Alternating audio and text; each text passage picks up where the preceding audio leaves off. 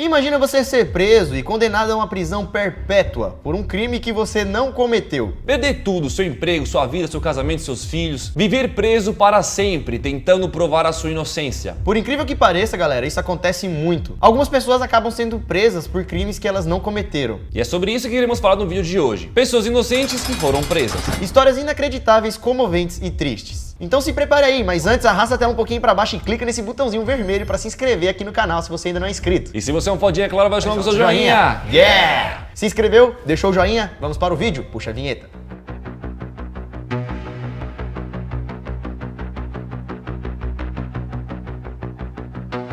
Fala galera, beleza? Eu sou o Lucas Marques. Opa galera, eu sou o Daniel Molo. E algumas vezes a lei não é aplicada de forma correta. E a justiça pode acabar destruindo a vida de pessoas inocentes.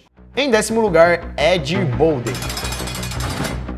Este homem de 47 anos foi solto em 2016, depois de ter passado 22 anos preso injustamente. Em 94, Ed foi condenado por homicídio relacionados ao tráfico de drogas em Illinois. E esse cara só foi liberado anos depois, pois um juiz viu que não havia provas suficientes em seu caso e decidiu abrir um novo julgamento para estudar melhor. Nesse novo julgamento, a justiça reconheceu que Ed foi vítima de um erro jurídico e retiraram todas as acusações dele. Em 9º lugar, Angela Cannings.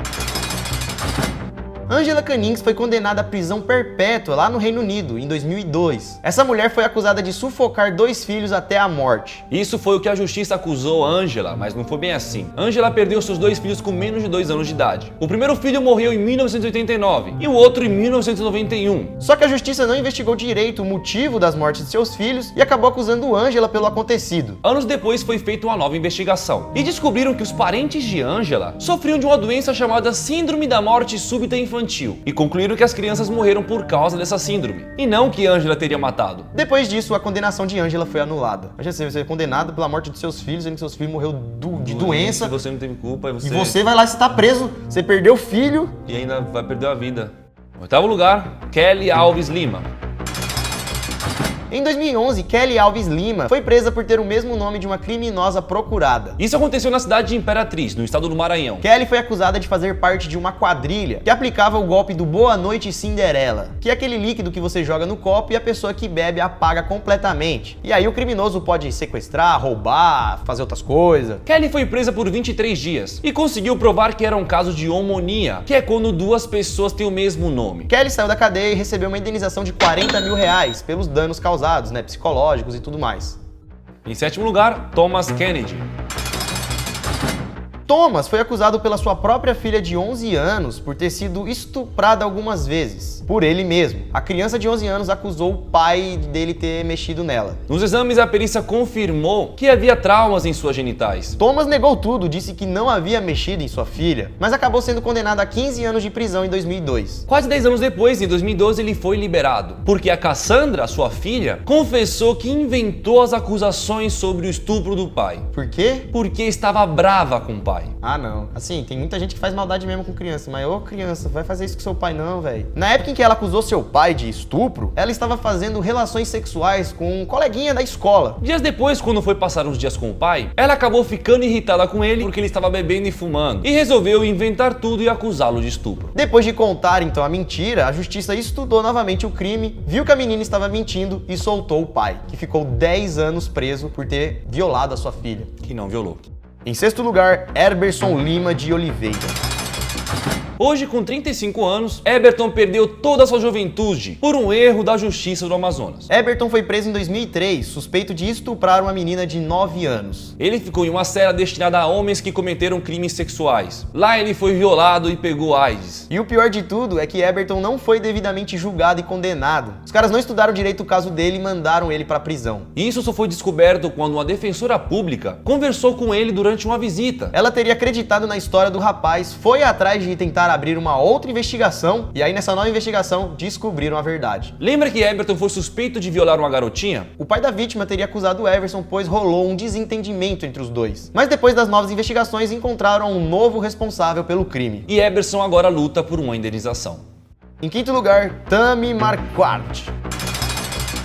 Em maio de 1991, Tammy deu à luz a um filho, chamado Kennedy. Kennedy sofria de asma, pneumonia e epilepsia. Foi hospitalizada diversas vezes em sua vida, até que com 2 anos e meio de idade, Kennedy não resistiu ao ataque e morreu dentro de casa. Alguns dias depois da morte, um patologista chamado Charles Smith, que era um cara responsável por estudar mortes suspeitas de crianças no Canadá, concluiu que Tammy foi responsável pela morte de seu filho. Na época, a mãe estava passando por uns problemas financeiros e também um relacionamento instável com o padrasto de Kennedy. Isso fez com que o cara concluísse que ela fosse a responsável pela morte do filho. Com os laudos do patologista, Tammy foi condenada à prisão perpétua. E na época, além de Kennedy, ela também possuía outros 2 filhos. E como ela recebeu uma prisão perpétua, seus 2 filhos foram doados para o governo. Quase 20 anos depois, somente em 2013, a Suprema Corte do Canadá alegou que não tinham prova suficiente que a moça tinha matado seu filho. E aí que retiraram as acusações contra a Tammy. Depois de muitos anos presa, Tammy então saiu da cadeia. E hoje ela está atrás de seus outros 2 filhos, que foram doados para o governo.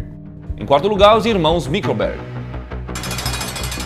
Em Perth, na Austrália, haviam 3 irmãos pilotos e pescadores. Esses 3 irmãos foram acusados da famosa fraude de Perth Mint. Foi um roubo de 49 barras de ouro, que teria um valor aproximado de 6 milhões de reais. Os 3 irmãos foram acusados pelo crime e cumpriram alguns anos de prisão. Dos 3 irmãos, um acabou saindo e acabou morrendo em um acidente de avião. Os outros 2 irmãos, um passou 16 anos preso e o outro passou 20 anos preso, até ser liberado. Segundo alguns estudos, descobriram que não deveriam ter sido acusados e levantaram suspeitas e teorias a respeito da corrupção, como se a polícia de Perth teria roubado e teria incriminado uns 3 pessoas para levar o crime. Esse caso é tão famoso que até um livro e um filme foi feito baseado nessa história. Os irmãos agora estão soltos e o caso nunca foi solucionado.